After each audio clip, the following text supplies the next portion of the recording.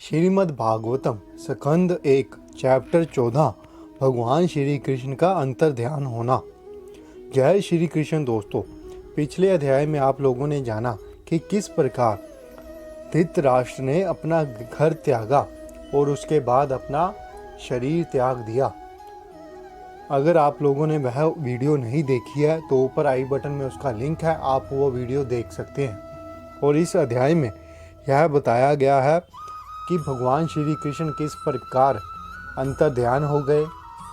उन्होंने यह पृथ्वी को त्याग दिया और अपने वैकुंठ को धाम को वापस चले गए। तो चलिए शुरू करते हैं आज की वीडियो। चैप्टर 14 भगवान श्री कृष्ण का अंतर ध्यान होना। श्री सूत गोस्वामी जी ने कहा, भगवान श्री कृष्ण तथा अन्य मित्रों को मिलने तथा भगवान से उनके अगले कार्यकलापों के विषय में जानने के लिए अर्जुन द्वारका गए। कुछ महीने बीत गए किंतु अर्जुन वापस नहीं लौटे। तब युधिष्ठिर को कुछ अपशगुन दिखने लगे जो अपने आप में अत्यंत भयानक थे। उन्होंने देखा कि सनातन काल की गति बदल गई है और यह अत्यंत भयावह था। ऋतु संबंधी नियमितताओं में व्यतिक्रम हो रहे हैं। सामान्य लोग अत्यंत लालची, क्रोधी तथा धोखेबाज हो गए थे। वह देख रहे थे कि वह सभी जीविका के अनुचित साधन अपना रहे थे। सारे सामान्य लोग लेन देन यहाँ तक कि मित्रों के बीच के व्यवहार तक कपट के कारण दूषित हो गए थे। पारिवारिक मामलों में पिता माता तथा पुत्रों के बीच, शुभ चिंतकों के बीच तथा भाई भाई के बीच सदैव गलत फैमिली होती थी। यहाँ तक कि पति तथा पत्नी के बीच भी सदैव तनाव तथा झगड़ा होता रहता था। काल क्रम में ऐसा हुआ कि लोग लोभ, क्रोध, गर्व इत्यादि के अभ्यस्त हो गए। महाराज युधिष्ठिर ने इन सब अपशकुनों को देखकर अपने छोटे भाई से कहा, महाराज युधिष्ठिर ने अपने छोटे भाई भीम से कहा, मैंने अर्जुन को द्वारका भेजा था कि वह अपने मित्रों से भेंट करके आए और भगवान श्री कृष्ण से उनका कार्यक्रम जानते आए। जब से वह वहाँ गया है तब से 7 महीने बीत चुके हैं, फिर भी वह लौटा नहीं। मुझे ठीक से पता नहीं है कि वह वहाँ क्या कर रहा है। क्या वह अपनी मर्त्य लोक की लीलाओं को छीनने जा रहे हैं, जैसा देव ऋषि नारद ने इंगित किया था? क्या वह समय आ भी चुका है? केवल उन्हीं से हमारा सारा राजसी ऐश्वर्य, अच्छी पत्नियां, जीवन, संतान, प्रजा के ऊपर नियंत्रण, शत्रुओं पर विजय तथा उच्च लोकों में भावी निवास सभी संभव हो सका। यह सब हम पर उनकी अहेतुकी कृपा से ही के कारण ही है। युधिष्ठिर भगवान श्री कृष्ण के बारे में यह सब कह रहे हैं। वह भीम से कहते हैं, है पुरुष व्याघ्र, जरा देखो तो कि दैवी प्रभावों, पृथ्वी की प्रतिक्रियाओं तथा शारीरिक वेदनाओं के कारण उत्पन्न होने वाली कितनी खतरनाक आपदाएं हमारी बुद्धि को मोहित करके निकट के भविष्य में आने वाले खतरों की सूचना दे रही हैं। मेरे शरीर का बायां भाग, मेरी जांघें, भुजाएं तथा आंखें बारंबार फड़क रही हैं। भय से मेरा हृदय धड़क रहा है। यह सब अनिष्ट घटना को सूचित करने वाला है भीम, जरा देखो तो यह सियारिन किस तरह उगते हुए सूर्य को देखकर रो रही है और अग्नि उगल रही है, और यह कुत्ता किस तरह निर्भय होकर मुझ पर थूक रहा है, मुझ पर भोग रहा है भीमसेन, है पुरुष व्याघ्र। जब गाय जैसा उपयोगी पशु मेरी बाईं ओर से निकल जा रहे हैं और गधे जैसे निमन पशु मेरी प्रदक्षिणा कर रहे हैं, मेरे घोड़े मुझे देखकर रोते प्रतीत होते हैं। जरा देखो तो यह कबूतर मानो मृत्यु का दूत हो। उल्लुओं तथा उनके प्रतिद्वंदी कौवों की चीख मेरे हृदय को दहला रही है। ऐसा प्रतीत होता है मानो वह संपूर्ण ब्रह्मांड को शून्य बना देने चाहते हैं। जरा देखो तो किस तरह धुआं आकाश को घेरे हुए हैं। ऐसा प्रतीत हो रहा है मानो पृथ्वी तथा पर्वत कांप रहे हों। बिना बादलों की यह गर्जना तो जरा सुनो, और आकाश से गिरते ब्रजपात को तो देखो। वायु तेजी से बह रही है, वह सब हर जगह धूल बिखरा रही है और अंधेरा उत्पन्न कर रही है। बादल हर जगह रक्त से सनी आपदाओं की वर्षा कर रहे हैं। सूर्य की किरणें मंद पड़ रही हैं और तारे परस्पर भिड़ रहे प्रतीत हो रहे हैं। भ्रमित जीव जलते हुए तथा रोते हुए प्रतीत हो रहे हैं। नदियां, नाले, तालाब, जलाशय तथा मन सभी विक्षुब्ध हैं। घी से अग्नि नहीं जल रही। एक कैसा असामान्य समय है। आखिर क्या होने वाला है? बछड़े ना तो गौओं के थनों में मुंह लगा रहे हैं, ना गौवें दूध दे रही हैं।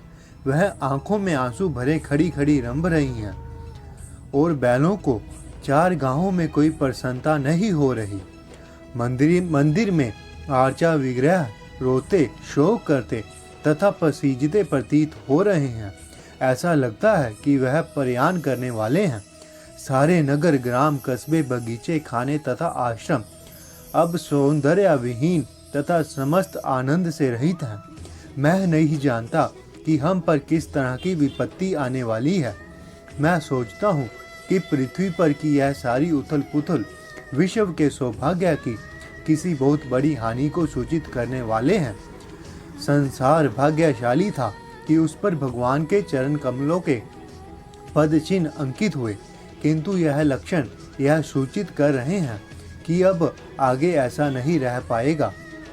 आगे सूत गोस्वामी जी बताते हैं कि सूत गोस्वामी जी शौनक मुनि जी को बताते हैं कि जब महाराज युधिष्ठिर उस समय पृथ्वी पर इन अशुभ लक्षणों को देख रहे थे और अपने मन में इस प्रकार सोच रहे थे, तभी अर्जुन यदुओं की पुरी द्वारका से वापस आ गए। जब उसने राजा के चरणों पर नमन किया तो राजा ने देखा कि उनकी निराशा अभूतपूर्व थी। उनका सिर नीचे झुका था और उनके कमल नेत्रों से आंसू झर रहे थे। हृदय की उद्विग्नताओं के कारण अर्जुन को पीला हुआ देखकर राजा ने नारद मुनि द्वारा बताए गए संकेतों का स्मरण करते हुए मित्रों के मध्य में ही उनसे पूछा। महाराज युधिष्ठिर ने अर्जुन से पूछा, है मेरे भाई, मुझे बताओ कि हमारे मित्र तथा संबंधी यथा मधु, भोज, दर्शा, आर्त, सात्वत, अंधक तथा यदुवंश के सारे सदस्य अपने दिन सुख से तो बिता रहे हैं। देवकी इत्यादि उनकी सातों पत्नियां परस्पर बहनें हैं। वह तथा उनके पुत्र एवं बहुएं सब सुखी तो हैं। क्या उग्रसेन, जिनका पुत्र कंस था तथा उनका छोटा भाई अब जीवित भी है? क्या हदिक तथा उनका पुत्र कृतवर्मा कुशल से है? क्या क्रूर, जयंत, गदा, सारन तथा शत्रुजीत प्रसन्न है? भक्तों के रक्षक भगवान बलराम कैसे हैं? विष्णु कुल के महान सेनापति प्रद्युम्न कैसे हैं? वह प्रसन्न तो हैं? और भगवान के पूर्ण अंश अनिरुद्ध ठीक से तो हैं? कृष्ण के सभी सेना नायक पुत्र यथा सुषेण, चारुदेशन, जामवती पुत्र साम तथा ऋषभ अपने अपने पुत्रों समेत ठीक से तो रह रहे हैं। इसके अतिरिक्त सूतदेव, उद्धव तथा अन्य नंद, सुनंद तथा अन्य मुक्त आत्माओं के नायक जो भगवान के नित्य संगी हैं, भगवान बलराम तथा कृष्ण द्वारा सुरक्षित तो हैं। वह सब अपना अपना कार्य ठीक से चला रहे हैं ना? वह जो हमसे नित्य मैत्री पाश में बंधे हैं, हमारी कुशलता के बारे में पूछते तो हैं। पूर्ण पुरुषोत्तम भगवान श्री कृष्ण जो गायों, इंद्रियों तथा ब्राह्मणों को आनंद प्रदान करने वाले हैं और अपने भक्तों के प्रति अत्यंत वत्सल हैं, अपने मित्रों से घिरकर द्वारकापुरी में पवित्र सभा का भोग तो कर रहे हैं। समस्त देवताओं में सर्वाधिक महत्वपूर्ण भगवान के चरण कमलों की शिक्षा मात्र से द्वारका स्थित सत्यभामा के अधीक्षक में रानियों ने भगवान को प्रेरित किया कि वह देवताओं को जीत ले। इस प्रकार रानियों उन वस्तुओं का भोग कर रही थी जो ब्रज के नियंत्रण की पत्नियों द्वारा भोग गया। बड़े बड़े यदुवंशी वीर भगवान श्री कृष्ण की बाहुओं द्वारा सुरक्षित रहकर सभी प्रकार से निर्भय बने रहते हैं। अतः उनके चरण उन सुधर्मा के सभा भवन में पड़ रहे हैं जो सर्वश्रेष्ठ देवताओं के लिए है, किंतु जो उनसे छीन लिया गया। युधिष्ठिर आगे अर्जुन से कहते हैं, मुझे बताओ कि तुम्हारा स्वास्थ्य तो ठीक है, ऐसा लगता है तुम्हारी शरीर की कांति खो गई है। क्या द्वारका में दीर्घ काल तक रहने से अन्यों द्वारा असम्मान तथा उपेक्षा दिखलाने से ऐसा हुआ है? कहीं किसी ने तुम्हें अपमानजनक शब्द तो नहीं कहे या तुम्हें धमकाया तो नहीं? क्या तुम याचक को दान नहीं दे सके? क्या किसी से अपना वचन नहीं निभा पाए? तुम तो सदा से सुपात्र जीवों के यथा ब्राह्मणों, बालकों, गायों, स्त्रियों तथा रोगियों के रक्षक रहे हो। क्या तुम उनके शरण मांगे जाने पर उन्हें शरण नहीं दे सके? क्या तुमने तुष्ट चरित्र स्त्री से समागम किया है अथवा सुपात्र स्त्री के साथ तुमने भद्र व्यवहार नहीं किया? अथवा तुम मार्ग में किसी ऐसे व्यक्ति के द्वारा पराजित किए गए हो जो तुमसे निष्कृष्ट या तुम्हारे समकक्ष हो? क्या तुमने उन वृद्धों तथा बालकों की परवाह नहीं की जो तुम्हारे साथ भोजन करने के योग्य थे? क्या उन्हें छोड़कर तुमने अकेले भोजन किया? क्या तुमने कोई अक्षम्य गलती की है जो निंदनीय मानी जाती है?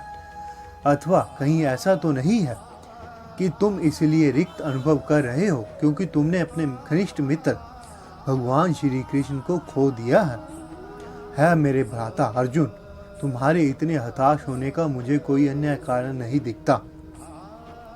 इस प्रकार महाराज युधिष्ठिर ने अपने भाई से प्रश्न किए। इस प्रकार इस अध्याय का श्रीमद् भागवतम के प्रथम स्कंद के भगवान श्री कृष्ण का अंतर ध्यान होना नामक 14वें अध्याय का भक्ति वेदांत तात्पर्य पूर्ण हुआ। जय श्री कृष्ण।